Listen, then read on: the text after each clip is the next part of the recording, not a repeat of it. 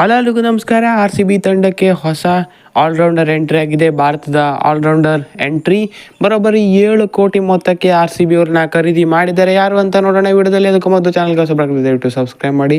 ಬರೀ ವಿಡಿಯೋನ ಶುರು ಮಾಡೋಣ. ಸೊ ವೆಂಕಟೇಶ್ ಅಯ್ಯರ್ ಅವರು RCB ಸೇರ್ಕೊಂಡಿದ್ದಾರೆ. ಸೊ ಬರೋಬ್ಬರಿ 7 ಕೋಟಿ ಮೊತ್ತಕ್ಕೆ RCB ಪಾಲಾಗಿದ್ದಾರೆ.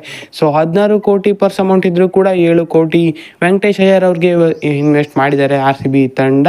ಸೊ ಒಂದು ಆಲ್ರೌಂಡರ್ನ ಖರೀದಿ ಮಾಡ್ಬೋದು ಅಂತ ಅನಿಸಿತ್ತು. ಫಾಸ್ಟ್ ಬೌಲಿಂಗ್ ಆಲ್ರೌಂಡರ್ ಅಥವಾ ಸ್ಪಿನ್ ಆಲ್ರೌಂಡರ್, ಅದೇ ರೀತಿ ಫಾಸ್ಟ್ ಬೌಲಿಂಗ್ ಆಲ್ರೌಂಡರನ್ನು RCB ಖರೀದಿ ಮಾಡಿದ್ದಾರೆ. ಸೊ ಸ್ಟ್ರಾಟಜಿ ಕರೆಕ್ಟಾಗಿ ಮಾಡ್ಕೊಂಡು ಬಂದಿದ್ದಾರೆ. ವೆಂಕಟೇಶ್ ಅಯ್ಯರ್ ಅವ್ರನ್ನ ಖರೀದಿ ಮಾಡ್ಕೊಂಡಿದ್ದಾರೆ.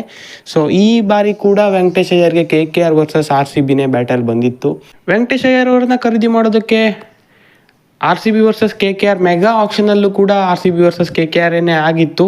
ಸೊ ಇವತ್ತು ಕೂಡ ಅದು ನಮಗೆ ನೋಡೋದಕ್ಕೆ ಸಿಕ್ತು. ಸೊ ಕೊನೆಗೂ ಇವತ್ತು RCB ಪಾಲಾಗಿದ್ದಾರೆ. ಮೆಗಾ ಆಕ್ಷನಲ್ಲಿ KKR ಕಡೆಗೆ ಹೋಗಿದ್ರು ಕೊನೆ ಮೂಮೆಂಟ್ನಲ್ಲಿ.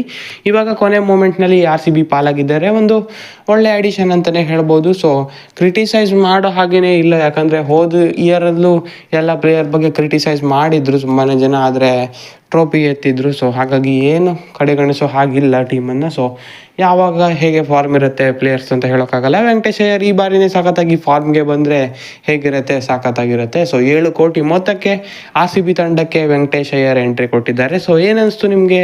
ಈ ಬೈ ವರ್ತ್ ಇದೆಯಾ ಅಥವಾ ಇನ್ನೂ ಪ್ಲೇಯರ್ಸನ್ನು ನೋಡ್ಬೋದಿತ್ತ ಅಂತ ಕಮೆಂಟ್ ಮಾಡಿ. ಯಾಕಂದರೆ 16 ಕೋಟಿ ಇತ್ತು, 7 ಕೋಟಿ ಇನ್ವೆಸ್ಟ್ ಮಾಡಿದ್ಮೇಲೆ ಇವಾಗ 9 ಕೋಟಿ ಅಷ್ಟೇ ಇರೋದು. ಆದರೆ ಸ್ಲಾಟ್ಸ್ ಜಾಸ್ತಿ ಇಲ್ಲ, ಓವರ್ಸೀಸ್ ಪ್ಲೇಯರ್ಸ್ ಬೈ ಮಾಡೋದಕ್ಕೆ ಜಾಸ್ತಿ ಏನು ಪರ್ಸ್ ಅಮೌಂಟ್ ಕೂಡ ಇರಲಿಲ್ಲ. ಸೊ ಒಳ್ಳೆ ಬೈ ಅನಿಸ್ತಾ ಅಥವಾ ಇನ್ನೂ ನೋಡ್ಬೋದಿತ್ತ ಏನು ಅಂತ ಕಮೆಂಟ್ ಮಾಡಿ ತಿಳಿಸಿ. Thank you.